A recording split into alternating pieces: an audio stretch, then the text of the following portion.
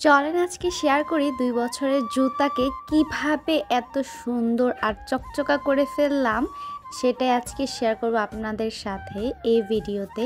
আশা করছি লাস্ট পর্যন্ত দেখবেন। পুরো ভিডিওটা দেখলে সবকিছুই ক্লিয়ার হয়ে যাবে। আসসালামু আলাইকুম, কেমন আছেন সবাই? আশা করছি সবাই ভালো আছেন। দেখতেই পাচ্ছেন আমার ২ বছর আগের জুতা, কলেজের জুতা এটা।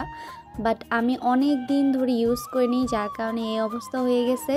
তাই ভাবলাম এটাকে একটু নতুন লুক দেওয়া যাক। এই জন্য এটাকে আমি আগের দিন রাত্রে সুন্দর করে ধুয়ে শুকিয়ে নিছি।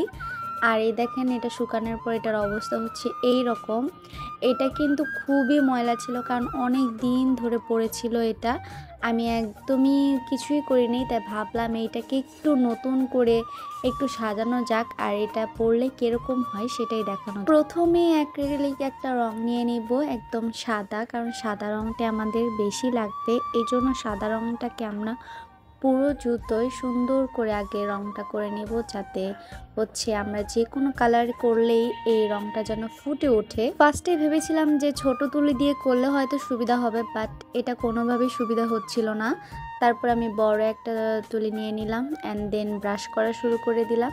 খুব ভালোভাবে রং করছিলাম, যাতে এটার যে লাল যে ভাবটা আছে সেটা চলে যায়, একদম হোয়াইট কাস্ট দেয় একটা। এই জন্য ফার্স্টে একটা জুতা কিন্তু আমি অলরেডি রং করে ফেলছি, অনেক ফাস্ট করতেছিলাম।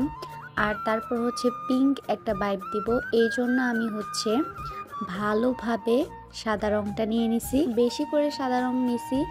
আর যেহেতু আমার কাছে পিঙ্ক কালার কোনো রং নাই, তাই হচ্ছে লাল রংটা দিব। আর তখনই দেখি যে লাল রংটা একদম শুকায় গেছে, তাই একটু পরিমাণ একটা হচ্ছে নিয়ে হচ্ছে এটাকে ভালোভাবে মিক্স করি।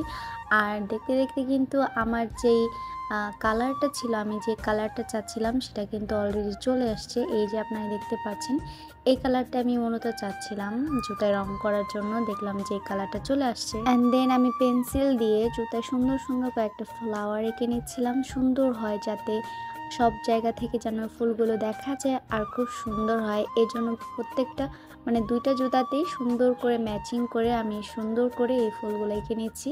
এই ফুলগুলা কি ফুল আমি নিজেও জানি না, তবে আমার কাছে খুবই ভালো লাগছিল ফুলগুলা। আর নেক্সটে আমি হচ্ছে আরেকটা জুতা রং করে দিই।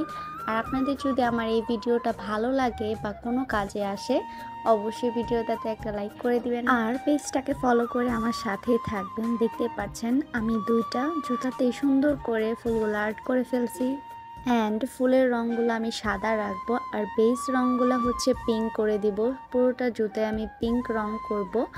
আর ছোট ছোট ফুলগুলা আমি সাদা রাখবো, যাতে খুব সুন্দর লাগে।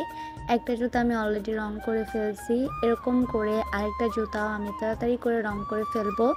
আর বেসিক্যালি সেদিন আমি সকাল 11টার দিকে রং করতে বসছিলাম। লিটারেলি আমার 1টা বেজে গেছিলো এটা রং করতে করতে। আর সত্যি কথা বলতে, আমি সেই দিন এই জুতাটা পরে বের হয়েছিলাম বাইরে ঘুরতে যাওয়ার জন্য। আমি কিন্তু সেই দিনের মধ্যেই জুতাটা রেডি করে পরে আমি বের হয়েছিলাম। যাই হোক, দেখতেই পাচ্ছেন আমি দুইটা জুতাই সুন্দর করে রং করে ফেলেছি। অ্যান্ড দেন আমি মাঝখানের এই সাইডটা তো সুন্দর করে রং করে ফেলবো, যাতে খুব সুন্দর দেখায় আর মনে হয় এটা একদম নতুন একটা জুতা।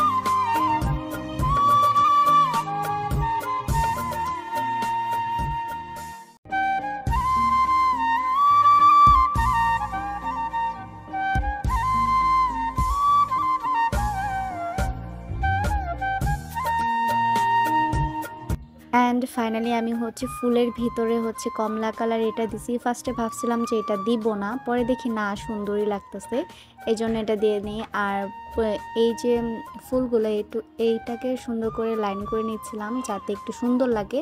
বাট মার্কার পেন দিয়ে কোনোভাবেই এটা লাইন করতে পারছিলাম না। অনেক চেষ্টা করে দেখছি, উল্টো আমার মার্কার পেনটাই নষ্ট হয়ে গেছে।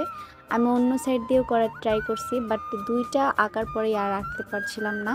যার কারণে ভাবলাম যাই হোক, এটা দিয়ে আর আঁকবো না, রং দিয়ে করব। দেন রং আর তুলি দিয়ে শুরু করলাম, কারণ এটা যদি আন্ডারলাইন না করি তাহলে একদমই বোঝা যাবে না এটা একটা ফুল। আর আন্ডারলাইন করার পরেই দেখতে পাচ্ছেন এটা লুকটা পুরো চেঞ্জ হয়ে গিয়েছে। অ্যান্ড ফাইনালি আমার জুতার লোডটা কিন্তু চলে আসছে। সবাই জানাবেন যে আমি যে জুতাটা রিক্রিয়েট করলাম, মানে আমার ফাইনালি জুতাটা কেমন হয়েছে সবাই কমেন্টে জানাবেন। আর দেখতে পাচ্ছেন এটার ফাইনাল লুক আমার কিন্তু খুবই পছন্দ হয়েছে। আর আমি ড্রেসের সাথে ম্যাচিং করেই জুতাটা বানাইছি। আজকের ভিডিওটা এ পর্যন্তই। আল্লাহ হাফেজ।